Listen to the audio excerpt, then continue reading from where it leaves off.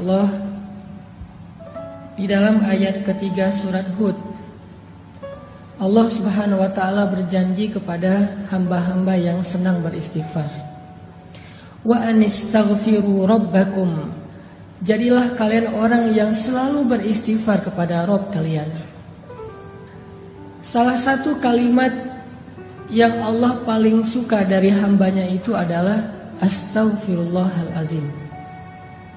Jadi kalau kita pengen Allah itu senang kepada kita, kalau kita pengen Allah itu sayang sama kita, sering-seringlah ucapin astaghfirullahalazim. Sekali kita ngomong astaghfirullahalazim, sayang Allah sama kita itu bertambah. Itu kalau kita analogiin mirip kayak seorang suami yang kalau pengen nyenengin hati istrinya, maka dia memuji istrinya. Pernah? Maaf, salah nanya. Harusnya bukan pernah, mau gitu. Kalau pernah mah belum ya. Misalnya kalau suami pengen nyenengin hati istri gitu ya. Ayah kamu tukang las ya? Kok tahu? Standar mah ya. Sekarang mah udah gak zaman yang gitu. Modelnya lebih variatif.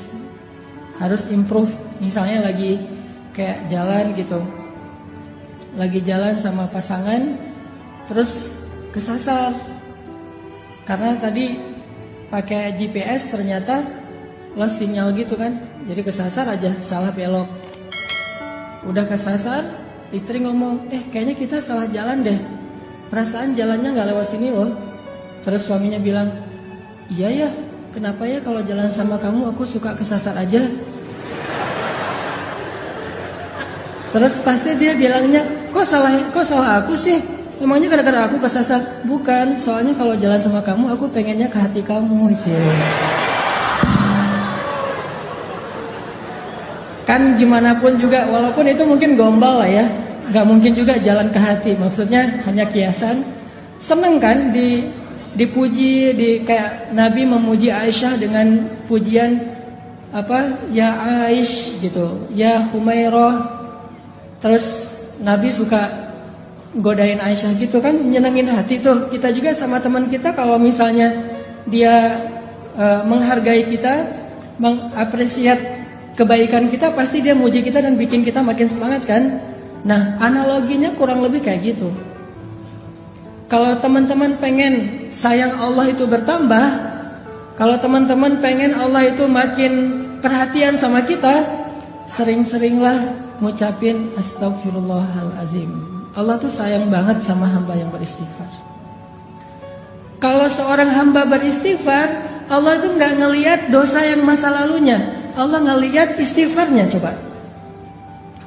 Dan istighfar kita itu kalau benar-benar tulus dari hati, satu kali doang kita ngucapin istighfar, itu cukup untuk menghapus semua dosa kita yang memenuhi langit dan bumi loh.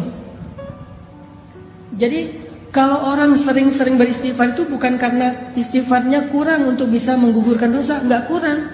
Istighfar sekali, dosanya memenuhi langit dan bumi, itu dosa habis, nol, zong langsung tuh. Terus ngapain kita harus sering-sering istighfar? Seseorang itu memperbanyak istighfar bukan karena satu istighfar itu kurang, tapi karena dosa kita tuh terulang terus, berulang kali. Maka istighfar lagi, dosa lagi, istighfar lagi, dosa lagi kan? Bukan berarti kalau kita istighfar kurang dari 100, berarti dosa kita belum dihapus. Enggak, sekali doang. Kalau itu berasal dari hati, Allah hapus semua dosa-dosa kita. Allah itu enggak ribet, enggak kayak manusia. Coba kalau kita ke teman kita ada kesalahan, minta maaf berapa kali biar dia maafin? Berkali-kali kan? Kita telepon, di reject. Kita japri, enggak di-read sama dia. Kita DM, gak dibaca-baca juga, gak dibalas. Kita request biar bisa masuk ke akun dia, gak diterima karena di lock akunnya. Itu manusia. Apalagi kalau dia udah sebel banget sama kita, langsung di blok tuh.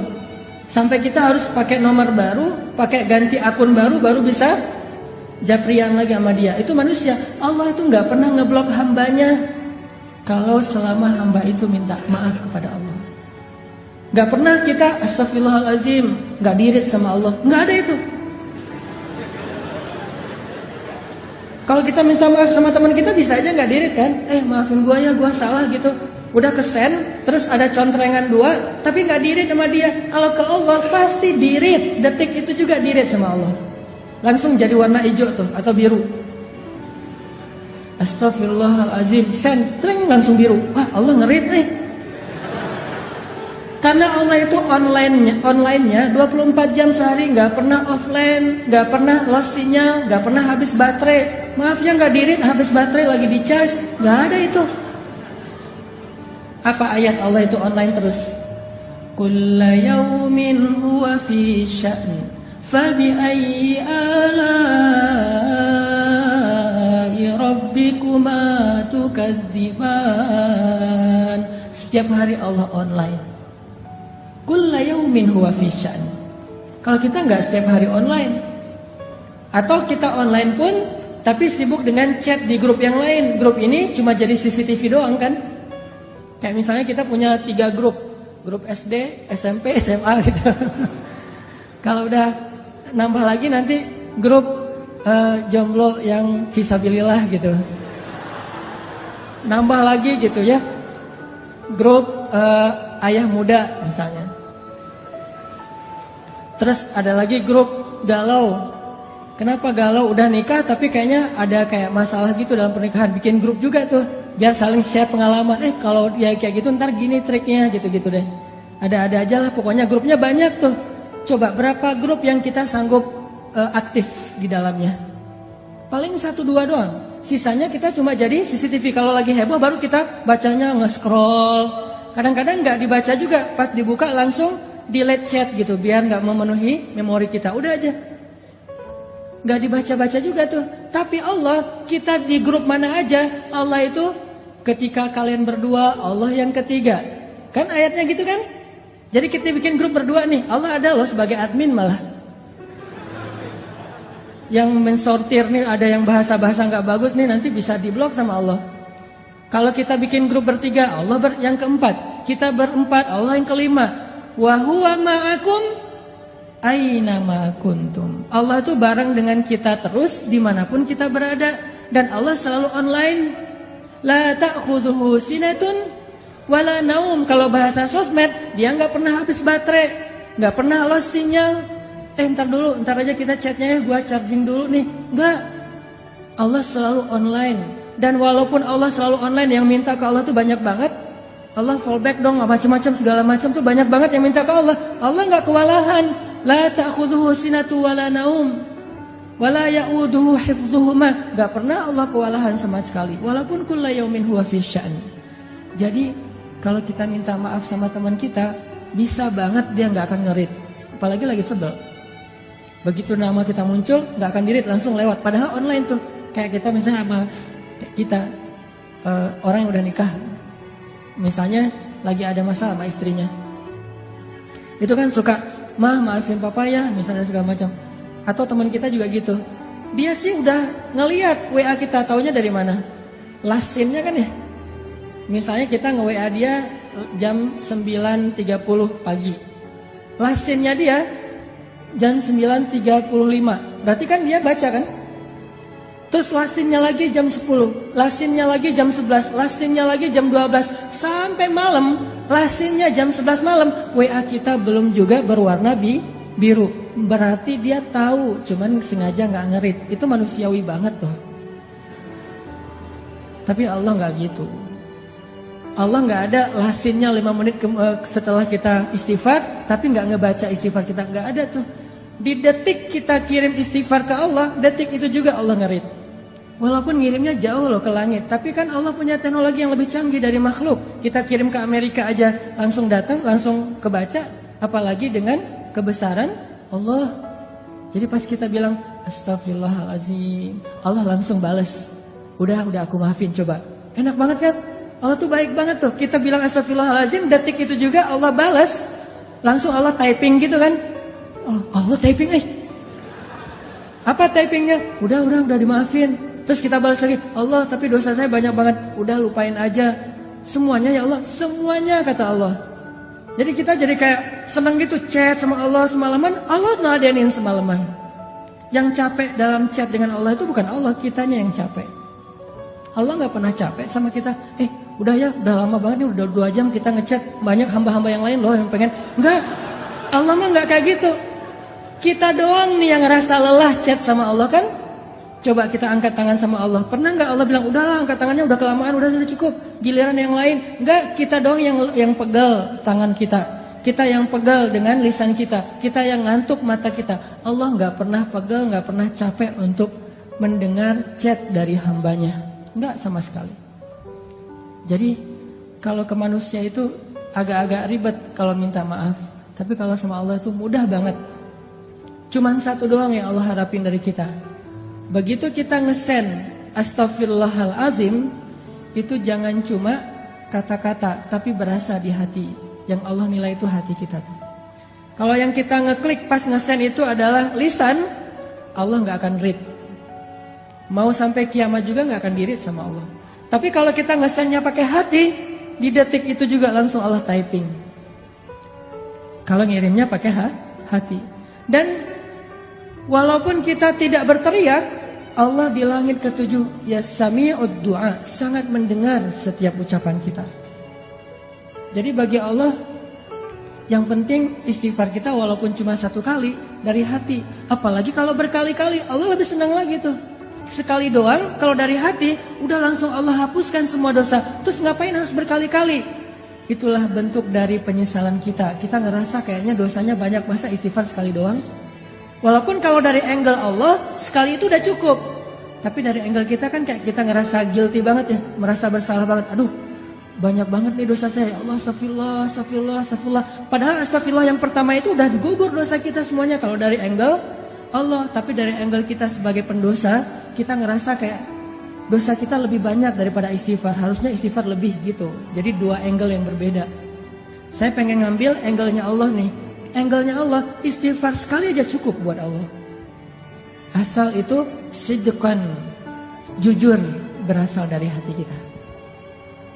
Jadi teman-teman, poin pertama kita pagi ini apa? Kata-kata yang Allah paling suka dari kita itu salah satunya adalah astaghfirullahalazim. Jadi kalau kita pengen Allah senang sama kita, kalau kita pengen Allah itu sayang sama kita, kalau kita pengen Allah lebih perhatian sama kita, coba dawamin sering-sering bilang astaghfirullahalazim, astaghfirullahalazim. Allah pasti tersenyum.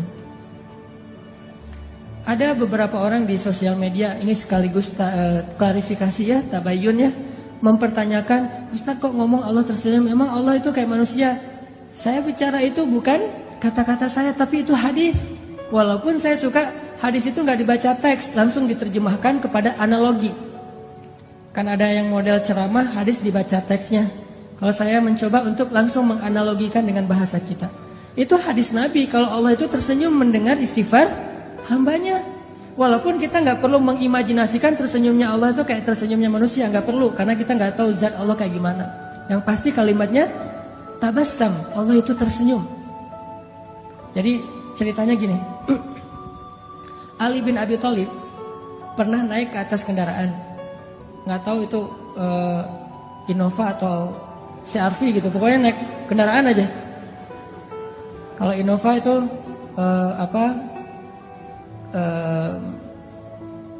kuda, kalau Alphard itu berarti onta merah. Nggak tahu dia naik apa. Kan onta, teman-teman tahu harga onta? Onta merah itu harganya 1 miliar. Jadi orang Arab itu punya 100 onta, itu orang kaya banget tuh. Kayak orang kaya kampung kan nggak punya duit di tabungan ya, punyanya sapi gitu banyak kan, satu lembah itu penuh dengan sapi-sapi dia. Kalau kita juga punya sapi dol, sapi dol. Nah, jadi Ali bin Abi Thalib ceritanya naik ke atas kendaraan. Kalau kita tuh lagi buka pintu mobil atau lagi naik ke atas motor. Pas naik, Ali bin Abi Thalib membaca Bismillah ya Allahu Akbar. Jadi pas naik ke atas kendaraan bacanya Bismillah ya Allahu Akbar. Pas udah duduknya nyaman, pakai sabuk pengaman gitu, nyalain mesin, kemudian mobil atau motornya mulai jalan dikit-dikit nih. Ternyata bukan lewat mesin jalannya, didorong, soalnya harus dorong dulu baru nyala gitu. Motor butut misalnya. Nyala nih, jalan nih kendaraan kita. Maka Ali membaca doa safar, subhanalladzi sakhkhara lana hadza, dan seterusnya.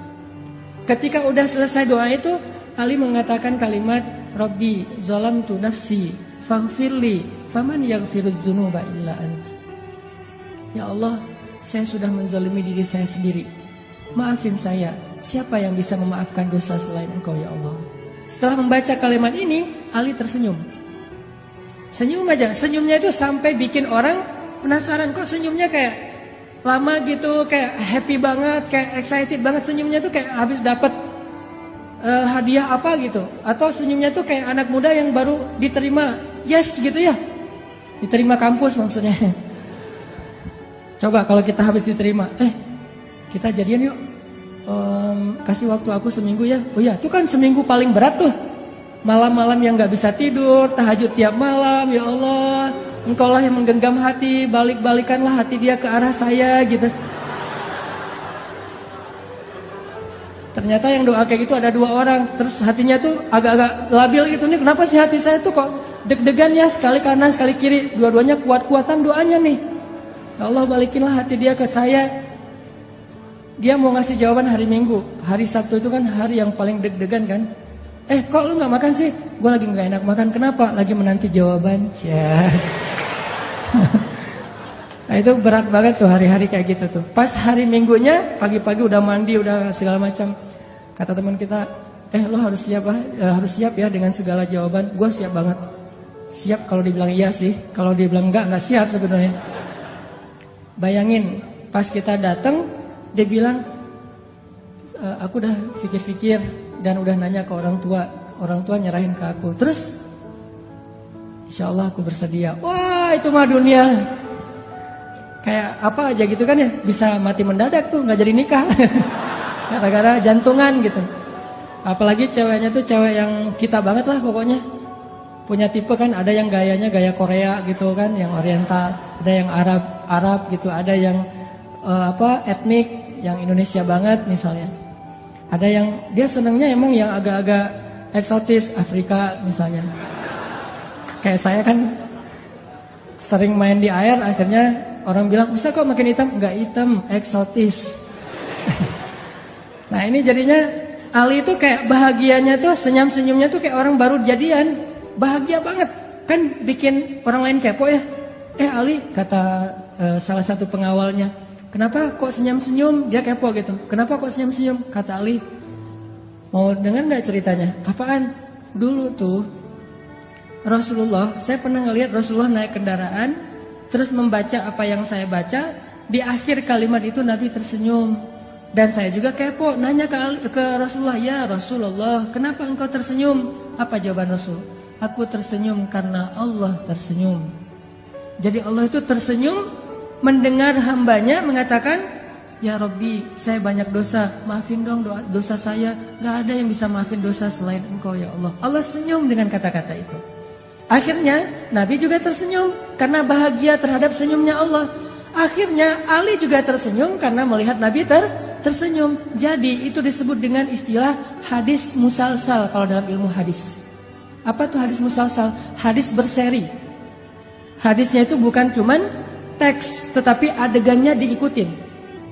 Jadi kalau kita baca doa itu, idealnya kita bukan cuma ngebaca teks hadisnya, tapi ikutin juga adegan Rasulullah. Makanya saya pernah bilang, kalau kita beristighfar, astagfirullahaladzim, Rabbi, saya zalim banget sama diri saya sendiri.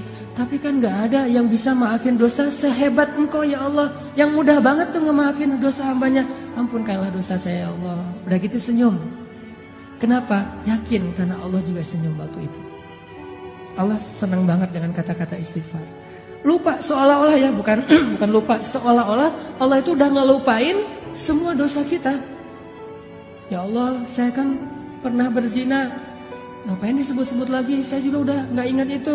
Udah dilupain sama Allah. Bukan lupa tapi sengaja dilupain. Dihapus saja catatannya. Ya Allah, saya pernah minum, saya narkoba, saya riba, saya menzalimi orang lain, saya mengambil hak orang lain, saya durhaka sama orang tua, saya. Nol semuanya. Hanya dengan sekali bilang Astaghfirullahaladzim, Allah langsung senyum sama kita.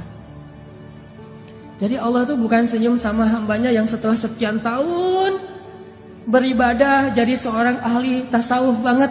Gak hanya itu, bahkan kepada pendosa, hari dia taubat, hari itu juga dia jadi kekasih Allah.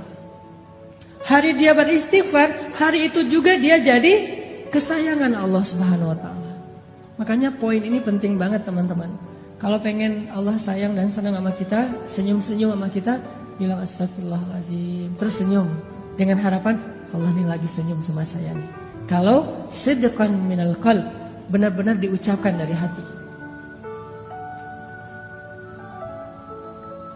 Dan ini gak ada manusia yang bisa kayak gini sama temennya, sama orang lain, sama keluarganya. Yang mudah memaafkan kayak Allah tuh gak. Paling-paling kalau teman kita ngemaafin kita, mungkin kesalahan kita masih wajar. Coba kalau kesalahan kita itu sekian tahun, nyakitin hati dia terus, bayangin. Dari sejak 10 tahun yang lalu, sehari 5 kali kita nyakitin hati dia. Sehari 5 kali dia telepon, kita reject. Padahal dia tuh paling baik loh sama kita. Coba bayangin ya, teman-teman nih. Pernah gak ngerasa kayak berjasa kepada seseorang? Pernah? Mungkin gak jasa seperti ayah dan ibu kita lah, tapi merasa kayak pernah ngebantu temennya gitu.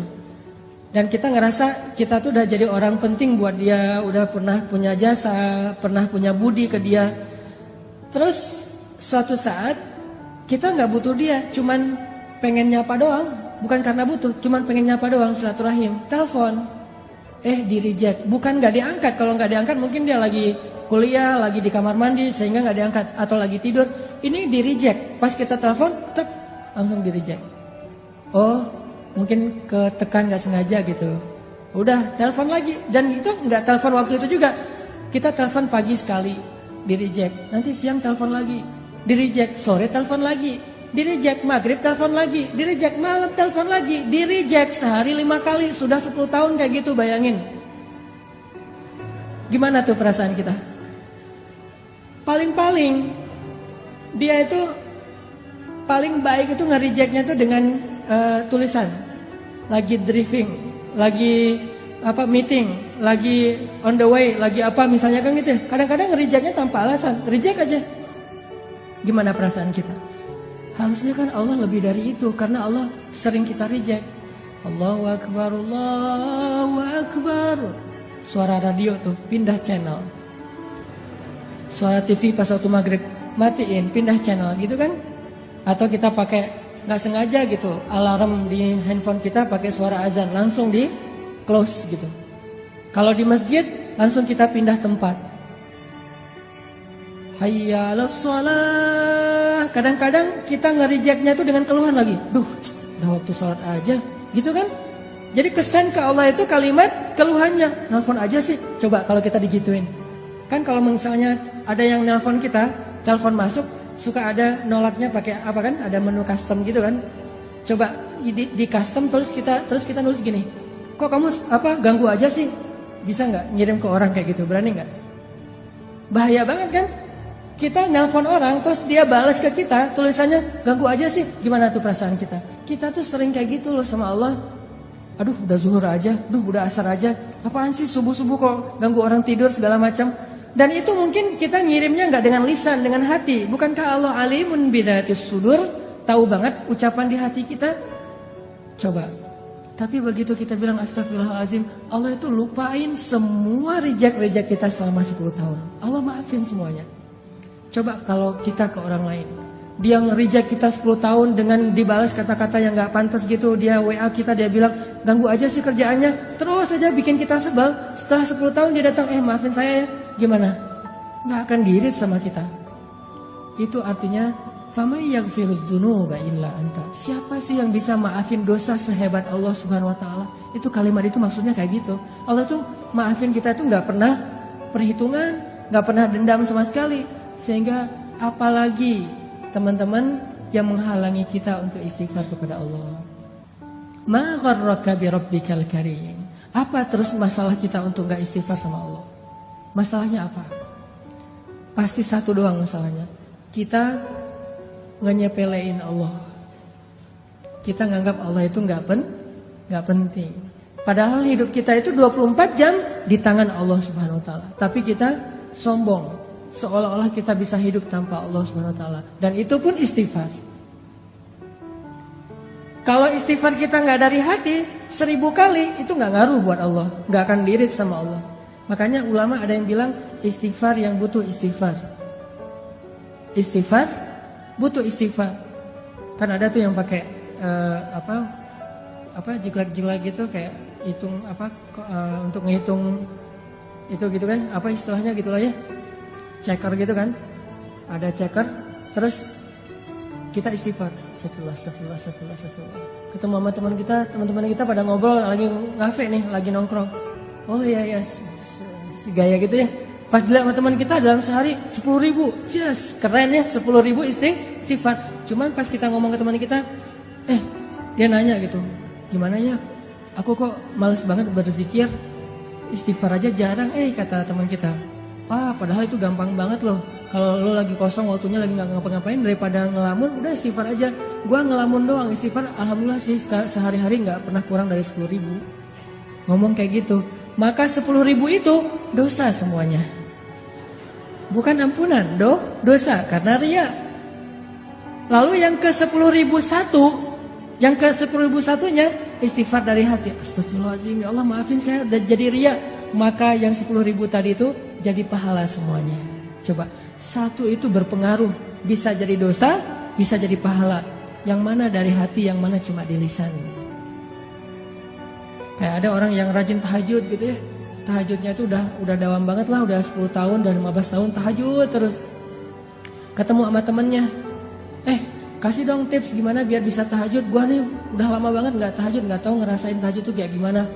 Dia bilang, tahajud mah gampang. Kalau misalnya mau tuh saya mah tahajud nggak perlu pakai jam waker, udah nggak perlu pakai di handphone. Nanti dibangunin jam 3 lewat 5, jam 3 lewat 10, jam 3 bangunnya jam 13 gitu ya, habis zuhur. Udah nggak perlu kayak gitu. Oh gitu. Terus bangunnya gimana? Ya bangun aja, kebangun. Pokoknya asal jam 3 malam saya pasti kebangun. Oh gitu. Udah berapa lama?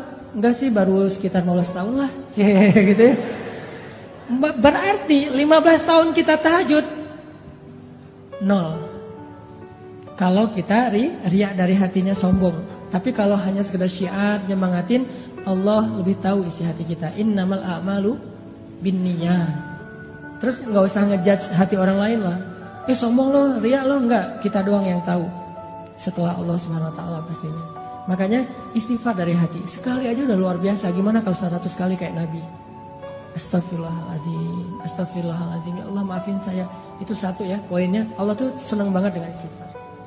Kalau dalam bahasa hadis, senangnya Allah kepada taubat dan istighfar hamba itu kayak melebihi senangnya seorang hamba yang dia kehilangan bekal dan kendaraannya di tengah padang pasir. Jadi ada seorang laki-laki gitu, analogi dari Nabi nih. Nabi bikin kayak semacam ilustrasi gitu. Ada seorang laki-laki lagi musafir di tengah padang pasir, terus dia kehilangan ontanya, dia kehilangan bekal-bekalnya, kehilangan minumnya, airnya, semuanya tinggal sebatang kara di tengah padang pasir. Nyari-nyari onta dan bekalnya itu nggak nemu. Sampai akhirnya dia berputus asa. Ini saya bakalan celaka nih kali ini nih. Apes banget sih. Kehilangan onta, bekal, air segala macam di tengah padang pasir, kayak di tengah samudra kan. Kalau di tengah laut kan juga kita nggak bisa minum, sama persis kayak di tengah padang pasir. Panas, nggak ada air. Wah ini pasti cuma bertahan 2 hari. Besok saya mau mati nih kalau kayak gini. Di hari ketiga, detik-detik dia udah berat banget, udah dehidrasi banget. Tiba-tiba dia dalam keadaan antara sadar dan tidak, muncul onta di sebelahnya. Onta yang tadi hilang tiba-tiba datang nih di sebelah dia. Dia udah hampir putus asa, udah 3 hari nyari ontanya tuh. Tiba-tiba muncul dengan bekalnya, dengan air yang masih tempat air yang masih terisi.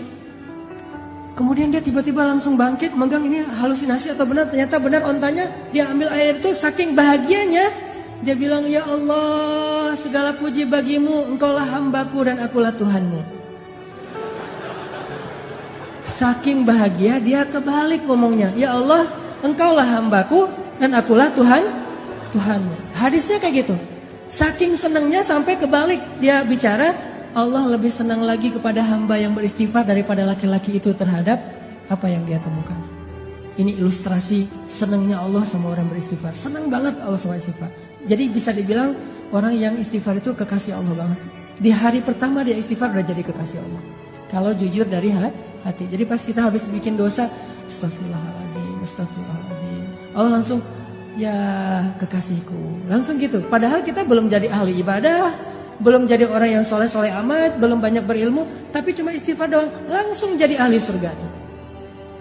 Saat itu juga jadi ahli surga. Terus gimana dengan orang yang istighfarnya udah 10 tahun, 15 tahun, yang dawam setiap hari istighfar? Pasti jauh lebih luar biasa lagi yang Allah berikan untuk dia. Orang yang baru sekali doang udah dikasih banyak anugerah, apalagi yang sudah sekian miliar kali. Jadi istighfar itu amal soleh paling ringan, tapi luar biasa kedudukannya di mata Allah. Poin yang paling Allah suka dari hambanya itu kalau hambanya udah beristighfar. Suka banget. Saking sukanya Allah kepada orang yang beristighfar, Allah tuh gak rela menjadikan manusia itu sempurna seperti malaikat. Allah gak rela. Saking Allah suka dengan kalimat istighfar. Kata Nabi, seandainya kalian tidak berbuat dosa, maka Allah akan membinasakan kalian. Bayangin, kalau kita gak buat dosa, Allah akan binasain kita. Tapi jangan disimpulin, oh kalau gitu kita buat dosa aja ya. Enggak, artinya manusia itu sengaja Allah buat, tabiatnya, fitrahnya emang pendosa. Enggak sengaja aja buat dosa, apalagi sengaja kan. Coba kita jalan ke mall, sengaja gak sih mau ngeliatin aurat? Enggak kan? Nggak sengaja doang, kadang-kadang kita udah nunduk pandangan ke bawah gitu. Tapi kelihatan juga kenapa? Soalnya kita di lantai 2. Sama aja gitu, udah ngelihat ke bawah, ghodul basor gitu, kena juga. Ngelihat ke bawah, kalau di lantai paling atas mending lihat ke atas aja deh. Lagi ngapain lo? Ghodul basor gitu. Ghodul basornya ke atas, kok nggak ke bawah? Kan kita di atas. Begitu juga di tempat-tempat umum yang lain, di jalan doang tuh, kita naik mobil, naik motor, orang di depan kadang-kadang apalagi banyak perempuan-perempuan yang mungkin mereka masih belajar tentang Islam, belum paham, sehingga kadang-kadang naik motor pakai celana pendek atau rok pendek yang kelihatan, hanya kelihatan kakinya aja, itu sebetulnya nggak boleh dilihat. Tapi namanya kita nggak sengaja ngelihat, astagfirullahaladzim, sama astagfirullah. Kan di tengah lagi lampu merah kan, di tengah tuh, sini astagfirullah, di sini juga astagfirullah. Kumaha, gimana tuh? Nah, artinya nggak sengaja aja banyak dosa. Gimana sengaja? Jadi nggak usah ditambah yang sengaja deh. Karena kita nggak sengaja aja udah jadi pendosa. Jadi kita tuh, gua tuh pendosa loh, ya bangga lagi gitu ya. Maksudnya gua tuh manusiawi banget pendosa. Jadi kita tuh nggak usah direncanain, disetting gitu, di prepare pengen buat dosa. Nggak usah, udah pasti jadi pendosa. Kullu ibni Adam khata'. Semua anak Adam itu pasti pernah lakuin kesalahan. Sampai Nabi bilang, kalau kalian gak bikin salah, Allah binasain kalian tuh. Terus Allah ganti dengan manusia yang lain, yang mereka akan bikin salah, lalu mereka minta maaf kepada Allah, yang Allah akan memaafkan kesalahan mereka. Allah tuh senang dengan istighfar. Makanya diciptain hambanya itu gak sempurna kayak kita, biar Allah dengerin istighfar dari kita. Begitu kita bilang, astagfirullahaladzim, Allah sayang banget langsung sama kita. Kayak kita bilang, I love you, Allah langsung bilang, I love you tuh deh pokoknya. Jadi kayak kata-kata yang paling sakral gitu kan, kata-kata paling sakral tuh I love you. Benar? Kalau buat saya mah kata-kata yang paling sakral itu kalau ke makhluk itu adalah I love you gitu. Dan yang lebih sakral lagi I love you too. Kadang-kadang I love you. Oh iya, nah, itu kan pahit banget tuh. Berat banget tuh. Kalau ngirimnya pakai WA gitu cuma dibalas senyum doang. Atau dibalas emoticon tutup wajah gitu, apa gitu, malu-malu gitu, kan itu gak enak banget ya. Berkali-kali digituin, akhirnya ujung-ujungnya apa? Kita adik kakak aja ya. Itu mah lebih berat lagi tuh. Mending jadi musuh ya daripada adik kakak ya. Ini kata-kata yang kalau ke manusia mah kayak kata-kata ajaib aja. Nah, kalau ke Allah, salah satu kata-kata ajaib itu astagfirullahaladzim. Jadi ilustrasinya tuh kurang lebih buat Allah senang banget tuh dengan kata-kata astagfirullahaladzim. Itu satu ya teman-teman. Kedua, istighfar itu Allah bukan hanya senang kepada kata-kata istighfar. Allah bukan hanya akan pasti menghapus dosa-dosa orang yang beristighfar. Tapi yang lain Allah juga selain menghapus dosa-dosa kita, setiap kali kita beristighfar Allah kasih hadiah loh. Jadi bukan cuma Allah nge-read, Allah typing, Allah ngebales, Allah ngechat sama kita, tapi Allah juga tiba-tiba ngirim gosen. Tiba-tiba di rumah kita, Bu, ini ada yang ngirim, Mas, Kak, Bang gitu. Ini ada yang ngirim gosen. Pas dibuka hadiah dari siapa? Dari Allah. Coba. Allah itu bukan cuma senang kalau kita bilang maafin saya ya Allah, langsung Allah read, langsung Allah typing, ya udah dimaafin. Bukan cuma segitu. Pas begitu kita nulisnya gitu, Allah langsung nyiapin kado, hadiah, send kepada kita. Bisa sampainya hari ini, bisa sampainya besok, bisa nanti dikasihnya di akhirat. Karena di akhirat kita lebih butuh itu daripada di dunia. Yang pasti Allah nge-send hadiah buat orang yang bersifat. Pasti itu 100% Allah kasih. Cuman ada yang dikasihnya sekarang, ada yang kasihnya ntar sore, ada yang dikasihnya besok, ada yang dikasihnya someday, ada yang kasihnya next time pas nanti kita di akhirat. Yang jelas Allah pasti ngasih kita hadiah. Makanya kalau kita udah istighfar, kita tuh kayak astagfirullahaladzim ya Allah. Berarti udah dimaafin dosa. Plus kita bayangin, waduh saya punya hadiah nih dari Allah nih, surprise. Cuman belum tahu. Nanti Allah kasih kapan? Begitu kita butuh Allah kasih. Kayak 3 orang yang terkurung di dalam gua kan. Hadis populer itu. 3 orang terkurung di dalam gua. Yang membuat mereka bisa selamat apa? Hadiah-hadiah terhadap amal soleh mereka di masa lalu kan ya. Yang tadi kita baca di ayat ketiga, Allah pasti membalas setiap kebaikan dengan kebaikan. Allah pasti balas. Istighfar itu bagi Allah itu kebaikan. Padahal istighfar itu kewajiban itu ya. Namanya orang berbuat salah kan wajib minta maaf kan. Tapi bagi Allah itu bukan cuma kewajiban, kebaikan coba. Kalau kita ada orang minta maaf ke kita, kita bilang wajar sih orang dia salah pasti minta maaf dong. Tapi kalau Allah ngelihatnya nggak kayak gitu, dia baik banget ya mau minta maaf gitu coba. Kurang baik apa Allah sama kita? Coba kalau kita disakitin orang, ditikung misalnya, lagi ngecengin, tiba-tiba teman kita nyalip duluan karena dia udah punya modal gitu. Kita ke rumahnya naik angkot terus macet-macetan dulu, dia naik ninja. Udah sampai di rumahnya, pas kita datang, nih ninja siapa ya? Jangan-jangan ninja kakaknya gitu. Ternyata dia udah duluan, Pak, lagi PDKT sama calon mertua. Kan kita disalip tuh. Pulang dia bilang, maaf ya gua nyalip lo, gua tahu sih lo mau ke situ. Kok kamu udah tahu? Ya gimana perasaan saya mah nggak bisa ditahan, saya mah sayang banget sama dia segala macam. Oh ya udah, gua maafin. Udah aja gitu. Apakah kita akan menganggap permintaan maaf dia itu sebagai sebuah kebaikan? Tidak, kita menganggap itu sebagai sebuah kewajiban dan kewajaran. Tapi Allah ke orang yang beristighfar menganggapnya itu kebaikan loh. Allah tuh kayak merendah banget gitu, walaupun Allah maha mulia dan maha tinggi. Kayak ngasih hati banget ke hamba-hambanya. Kita astagfirullahaladzim ya Allah saya udah buat dosa. Hambaku ini baik banget ya minta maaf. Padahal itu tuh udah jadi kewajiban kita sebagai pendosa. Tapi Allah anggap kebaikan. Sehingga Allah kasih hadiah ini hadiah buat yang berbuat baik. Dan hadiah itu pasti sesuatu yang sangat kita butuhin dalam hidup. Makanya saya pernah cerita, mungkin teman-teman pernah dengar juga nih dari ustadz yang lain atau dari YouTube saya juga pernah kali, keajaiban hadiah bagi orang yang beristighfar kan. Kisah siapa? Imam Ahmad. Jadi Imam Ahmad bin Hambal suatu ketika tuh jadi kayak ada perasaan kepengen ke Basrah. Ada apa ya di Basrah kok saya pengen banget ke sana gitu. Saya curiga nih, Raja Salman kemarin ke Indonesia itu gara-gara ada yang istighfar di Indonesia. Astagfirullahaladzim ya Allah Raja Salman. Astagfirullahaladzim Raja Salman. Tiba-tiba Raja Salman mikir, aduh kok gua pengen banget ya ke Indonesia. Datang tuh. Gara-gara istighfar seseorang di Indonesia. Dan saya juga pernah ngerasa gitu. Walaupun saya bukan orang soleh, tapi maksudnya ada keinginan hamba Allah yang soleh, lebih soleh dari saya, yang membuat saya datang ke suatu tempat. Di Bandung itu saya pernah diundang oleh salah satu universitas, namanya Universitas Telkom.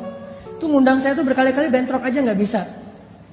Tiba-tiba bukan saya yang datang, tapi saya dan pemuda hijrah bikin acara gosipnya di Universitas Telkom. Jadi bukan saya doang yang datang, satu tim rame tuh. Yang datang waktu itu pesertanya sekitar 6.000 orang. Kata teman-teman panitia, Ustadz, kita itu ngundang Ustadz berkali-kali nggak bisa loh. Dan terakhir sejak Ustadz mulai banyak yang undang-undang, itu WA saya tuh nggak pernah dibaca loh Ustadz. Tapi kita nggak putus asa Ustadz, nggak bisa ngundang Ustadz lewat Japri, kita ngundangnya lewat Allah. Pakai istighfar, ya Allah, astagfirullahaladzim, Hananataki datengin dong ya Allah, astagfirullahaladzim, Hananataki, astagfirullahaladzim. Tiba-tiba kita pilih di antara beberapa list yang kita mau bikin acara gosip, Telkom University itu paling memungkinkan, kita bikin di situ. Ini hasil istighfar ya Ustadz. Artinya luar biasa kan? Coba praktekin. Ya Allah, dia ya Allah, tapi saya lupa namanya, nggak tahu namanya siapa gitu. Pokoknya kurang lebih wajahnya tuh mirip-mirip Claudia gitu ya Allah, gitu-gitu. Tapi cek dulu ya, itu orang masih sendiri atau sudah berpasangan. Jangan sampai dia cerai. Kenapa dia cerai? Istighfar kita kan nggak boleh ya. Beristighfar demi orang lain putus gitu, nggak boleh. Pasti orangnya harus tinggal dulu. Ya astagfirullahaladzim, astagfirullahaladzim. Pas kita ada hajat, ya Allah beri saya jodoh yang soleha, yang hafizah, yang konita, yang apa segala macam. Pas ketemu benar, Neng, Kak namanya siapa? Soleha, konita, hafizah gitu. Sesuai dengan permintaannya. Walaupun dia baru belajar tahsin 1 gitu. Tapi namanya Soleha, konita, hafizah. SQF. Soleha, konita, hafizah. SQH. Nah gitu deh pokoknya. Jadi Imam Ahmad, by the way teman-teman, Imam Ahmad itu ulama dengan hafalan hadis yang terbanyak loh. Tahu berapa hafalan hadis Imam Ahmad?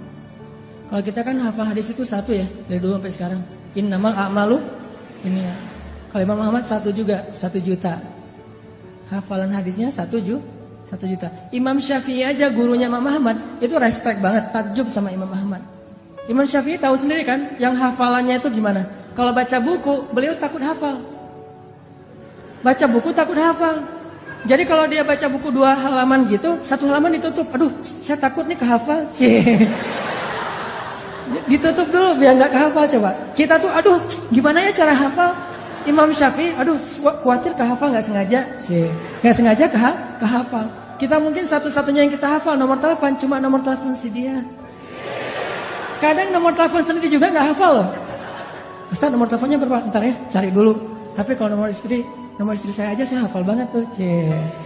Imam Ahmad hafalannya 1 juta hadis. 1 juta hadis, dan itu bukan cuma teks dengan sanad-sanadnya dari ini 1 juta. Saking luar biasanya kesolehan Imam Ahmad. Kan jadi selebgram banget tuh di masa beliau tuh ya. Followersnya udah jutaan lah pokoknya Imam Ahmad mah.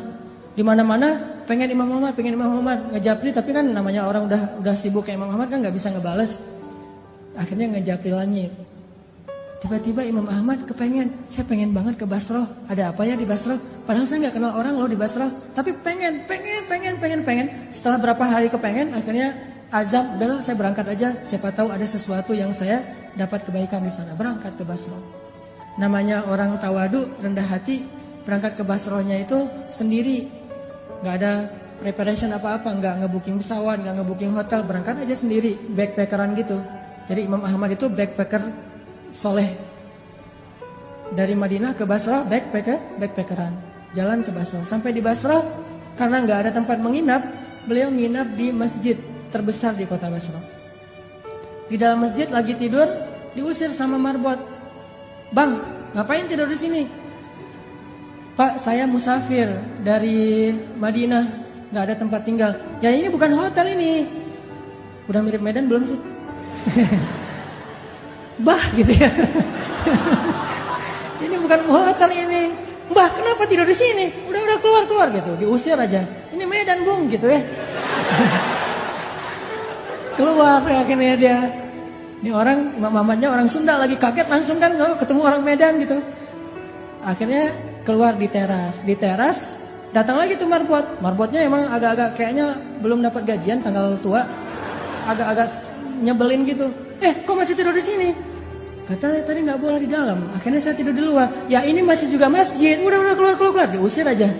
Sampai keluar, didorong-dorong gitu. Bayangin ulama besar, orang soleh, kekasih Allah didorong-dorong. Tapi emang kayak gitu takdir Allah. Supaya jadi caper sama penjual roti. Penjual roti lagi tutup toko ngeliat ada orang didorong-dorong, dipanggil. Wahai kisanak gitu ya. Kalau radio dulu teh. Pak, Tuan, kenapa ada apa sini gitu. Tuan butuh apa? Saya musafir, pengen tempat istirahat tapi diusir di masjid. Oh ya udah, diistirahat aja di rumah saya kecil tapi lumayanlah untuk istirahat malam ini. Ya jazakallah khair wa iyyakum, udah tinggal di situ. Subuh-subuh, menjelang subuh pas waktunya tahajud, Imam Ahmad bangun melihat si penjual roti lagi bikin roti, kan habis subuh dia jualan. Jadi bikinnya sebelum subuh, lagi bikin roti ngaduk-ngaduk gitu. Setiap dia ngaduk dia bilang astagfirullahalazim, astagfirullahalazim, astagfirullahalazim gitu. Bayangin. Dawamkan satu perbuatan yang dibarengi dengan istighfar. Lagi nyalain motor, astagfirullah, astagfirullah gitu. Bisa, lagi ngaduk juga bisa, lagi ngapain juga bisa. Selama itu satu perbuatan yang mubah. Mubah itu boleh-boleh aja. Jangan sambil berbuat dosa istighfar gitu.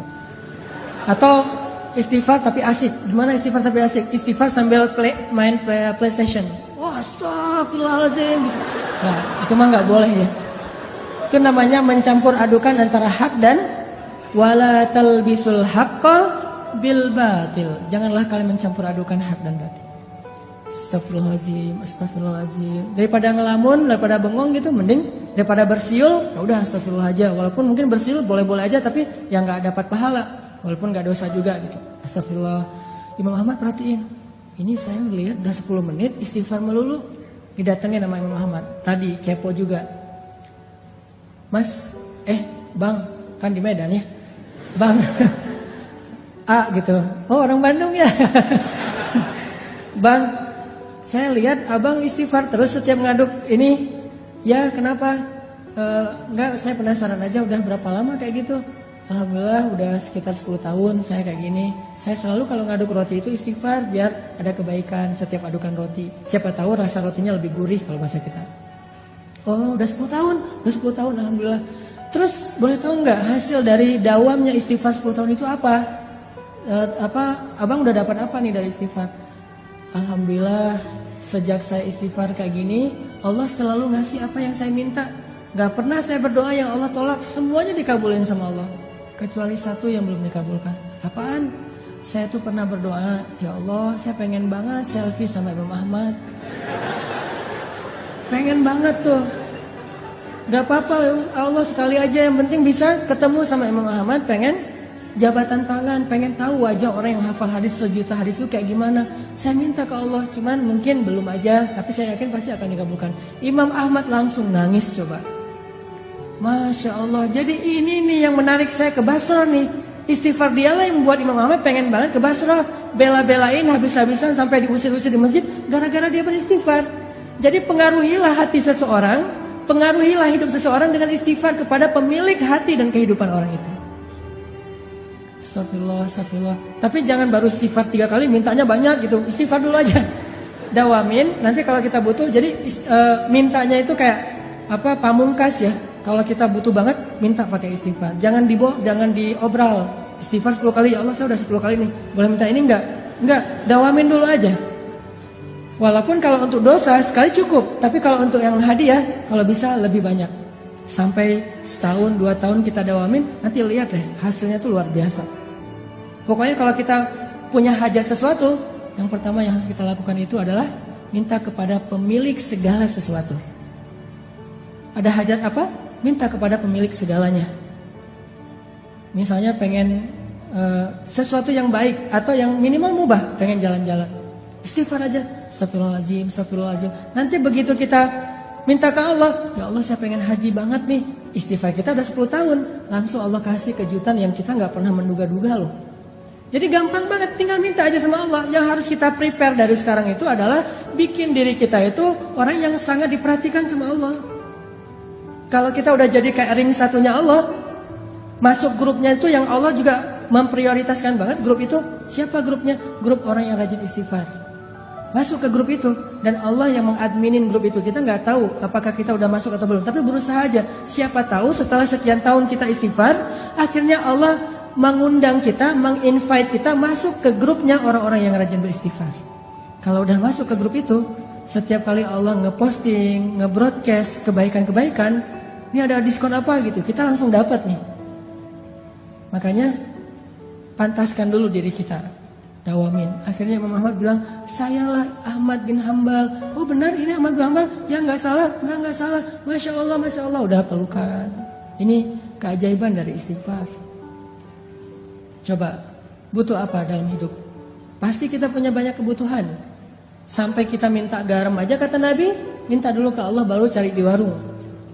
Jadi sebelum kita ke warung nyari garam, ya Allah garam, ya Allah, cari uang receh beli di warung. Terus apa gunanya minta ke Allah? Banyak gunanya. Siapa yang bilang kita akan sampai di warung? Siapa yang bilang garam itu akan sampai ke rumah kita? Siapa yang bilang garam itu menjadi kebaikan buat kita? Siapa yang bilang bahwa kita akan hidup sampai masakan kita itu selesai dan kita bisa memakannya? Istighfar, minta ke Allah sebelum kepada yang lain. Astagfirullah, minta ke Allah, astagfirullah. Pengen apa aja istighfar. Sampai dulu di zaman Imam Hasan Al-Basri, tabi'in, ada 3 laki-laki yang datang nemuin Imam Hasan Al-Basri. Ya Imam Hasan, saya itu gak punya anak, udah lama menikah tapi belum dikarunia anak. Kata Imam Hasan Al-Basri, banyak-banyak istighfar ya bu. Oh ya, siap-siap, pulang. Datang lagi orang kedua, gak punya kerjaan, miskin. Ya Imam Hasan, saya tuh miskin, fakir, susah banget untuk dapatin rezeki. Gimana tuh? Kata Imam Hasan, banyak-banyak istighfar ya bu. Oh ya, pulang. Datang lagi yang ketiga, Imam Ahmad, saya itu sakit udah sekian tahun dan belum sembuh-sembuh, apa yang harus saya lakukan? Banyak-banyak istighfar ya pulang. Muridnya Imam Ahmad nanya, heran, soalnya jawabannya template gitu kan, bukan jawaban yang langsung ditulis ada masalah apa, enggak, template. Jadi ini jawaban untuk segala pertanyaan. Imam Hasan Al-Basri itu udah bikin template banyak istighfar. Udah aja, siapapun yang curhat ke beliau send template yang sama. Kayak admin banget kan? Akhirnya muridnya Hasan Al-Basri nanya, ya Syekh, kenapa harus kayak gitu? Semua jawabannya sama, padahal pertanyaannya beda-beda. Kata Imam Hasan, tidakkah kamu membaca Al-Quran di surat Nuh? Allah mengatakan, faqultu astaghfiru rabbakum innahu kana ghaffara yursilis samaa 'alaikum midrara wa yumdidukum bi amwalin wa banin wa yaj'al lakum jannatin wa yaj'al lakum anhara. Coba, beristighfarlah kalian kepada Tuhan kalian, Allah pasti akan mengampuni. 1. Allah akan menurunkan hujan yang sangat lebat. 2. Allah akan memberikan harta yang sangat banyak. 3. Allah akan memberikan keturunan untuk kalian. 4. Allah akan memberikan kebun-kebun atau ladang. 5. Allah akan memberikan air sungai yang mengalir. 6. Istighfar. Tapi fadilahnya macam-macam. Sehingga masalahnya apa aja, jawabannya sama, istighfar. Butuh air, istighfar. Butuh jodoh, istighfar. Pengen punya anak, istighfar. Kerjanya susah, istighfar. Apapun masalah kita, istighfar. Dan itu means-nya apa? Artinya apa? Artinya yang menghalangi kebaikan dalam hidup kita itu cuma 1, dosa. Yang buat hidup kita itu susah dalam hidup itu cuma dosa. Makanya kalau pengen hidupnya jadi mudah, hilangkan dulu dosa. Dan cara menghilangkan dosa itu hanya dengan istighfar. Kita mau memperbaiki masa lalu, gak mungkin. Kita hanya bisa menyesali masa lalu dan minta maaf kepada Allah dan memperbaiki masa depan. Allah akan mudahkan. Jadi yang kedua poinnya teman-teman, kita ada hajat apa? Istighfar. Kalau belum terkabul, berarti emang istighfar kita itu belum masuk grup. Masih japrian, belum broadcast. Pantaskan diri kita supaya Allah invite ke dalam grup orang yang rajin istighfar, sehingga nanti Allah kasih kita hadiah, voucher, kupon istimewa yang hanya dikasih kepada orang-orang yang Allah cintai. Itu yang kedua. Hari ini mungkin 3 aja keajaiban dari istighfar. Yang ketiga, teman-teman yang dirahmati Allah, istighfar itu bagi Allah dan bagi Rasulullah SAW itu bukan hanya kebaikan untuk di dunia, tapi istighfar itu mengubah status kita di akhirat. Coba teman-teman renungkan kisah seorang laki-laki yang membunuh 100 orang tuh. Yang ke-100-nya kiai lagi. Yang ke-100-nya ustadz. Dibunuh sama dia. Tapi setelah itu dia nyesel, dia bilang astagfirullahaladzim ya Allah. Langsung berubah status dari tadi ahli neraka menjadi ahli surga. Dia udah sholat, belum baik sholatnya, belum baik ibadahnya, tapi kok udah jadi ahli surga. Karena orang yang beristighfar, Allah bukan hanya akan mengampuni dosanya, bukan hanya akan mudahin hidup dia di dunia, tapi Allah juga bakalan ngasih banyak janji-janji kebaikan di akhirat. Jadi istighfar itu bisa dibilang kayak investasi masa jangka panjang, yang someday nanti kita akan melihat, oh ini ya hasil dari istighfar saya di dunia. Banyak-banyak aja istighfar, gak ada yang rugi. Demi Allah, tidak ada ruginya beristighfar jika didasari dengan hati yang ikhlas. Demi Allah, nggak ada ruginya berzikir jika didasari dengan hati yang ikhlas. Demi Allah, nggak ada hamba yang datang kepada Allah pulang dalam keadaan kecewa. Itu nggak ada. Dari zaman Nabi Adam sampai akhir zaman, nggak ada yang datang kepada Allah pulang dalam keadaan kecewa. Itu nggak ada. Kalau kita datang ke rumah dia pulang kecewa, itu biasa. Pasti sering. Kita nelpon kecewa, kita japri kecewa, kita caper-caperan kecewa, itu biasa. Dengan makhluk kecewa itu biasa banget. Tapi dengan Allah, kalau kita kecewa bukan karena Allah, karena dosa kita sendiri, menzolimi diri sendiri. Makanya teman-teman yang dirahmati Allah, yuk kita dawamin istighfar. Mulai sekarang kita bikin target deh. Kalau ustadz-ustadz yang lain pernah menjelaskan tentang keajaiban. Sebetulnya dalam Islam itu ada 3 amalan ya. Itu hasilnya itu ajaib banget. 1 sedekah, 2 tahajud, 3 istighfar. Kalau sedekah mungkin teman-teman sering dengar dari Ustadz Yusuf Mansur. Tahajud juga Ustadz Arifin Ilham. 1 dari 3 itu adalah istighfar. 3 amalan ini nih, itu ajaibnya itu pokoknya menurut saya itu unik aja. Kayak ngasihnya itu cash gitu. Gak nyicil, cash langsung di dunia langsung dikasih. 3 tuh, sedekah, tahajud, istighfar. Karena saya hari ini dikasih tema tentang istighfar, kita coba. Azam, mulai sekarang saya pengen banyak-banyak istighfar. Nanti suatu saat kalau butuh apa-apa, kita udah punya modal nih, istighfar sekian tahun. Sehingga Allah mudahin urusan kita. Dari sekarang, karena makin lama kita mulai, makin lama kita mengambil hasilnya. Ibarat makin lama kita bercocok tanam, makin menunda-nunda waktu, makin lama panennya. Dari sekarang aja nih kita mulai nanam bibit-bibit istighfar. Nanti mudah-mudahan setelah 6 bulan Allah akan menunjukkan hasil dalam kehidupan kita. 6 bulan lagi pengen apa? Setahun lagi pengen apa? 2 tahun lagi pengen apa? Dan kepengen kita kadang-kadang berubah-ubah, tergantung kebutuhan. Pokoknya kita pasti punya hajat suatu saat nanti. Mulai sekarang kita bikin investasinya dengan istighfar. Suatu saat ketika kita berdoa kepada Allah, Allah akan menganggap ini doa hambaku yang rajin beristighfar. Kayak cerita-cerita tadi. Itu aja yang bisa saya sampaikan. Dan insya Allah nanti di akhir sesi kita akan ada sesi penggalangan dana untuk saudara-saudara kita. Kalau nggak salah panitia di Palestina. Itu Palestina atau Syam? Oh, Somalia, Masya Allah. Untuk saudara-saudara kita di Afrika, di Somalia yang berada dalam kondisi kelaparan.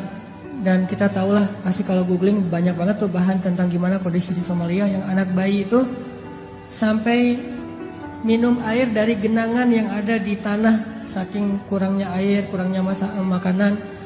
Jadi kita coba belajar untuk buka puasanya barengan dengan saudara kita di Somalia. Jadi infak kita hari ini akan disumbangkan ke Somalia untuk takjil saudara-saudara kita yang kelaparan di Somalia. Jadi silakan nanti kita niatkan, ini buat takjil adik saya di Somalia, ini buat takjil kakak saya di Somalia. Infak semampu kita, dan walaupun sedikit tapi tetap ngasih. Jangan sampai kita nggak ngasih. Kalau nggak ngasih sekarang nggak apa-apa, nanti ngasih di waktu yang lain. Yang jelas kita komitmen dulu, berazam dulu, saya pengen bantu nih.